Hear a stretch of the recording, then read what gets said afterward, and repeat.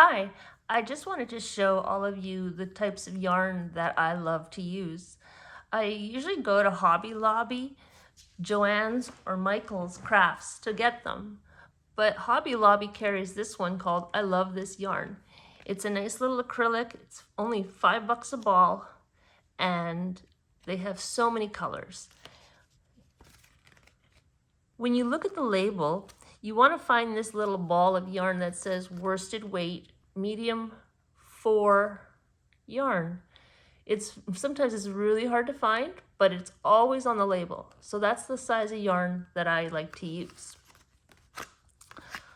I also like to use Caron Simply Soft. It's soft, it has a shimmer to it, and it's really great. This Yarn Bee Soft Secret is almost like that as well. It's just soft, it has a shimmer to it, and it's only $5 a ball.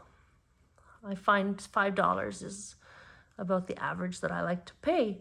And then for the Christmas, I've got these ones. These are all super nicely soft as well, so they work really great. And then I've got this black metallic, which I thought would be really fun with maybe a solid purple.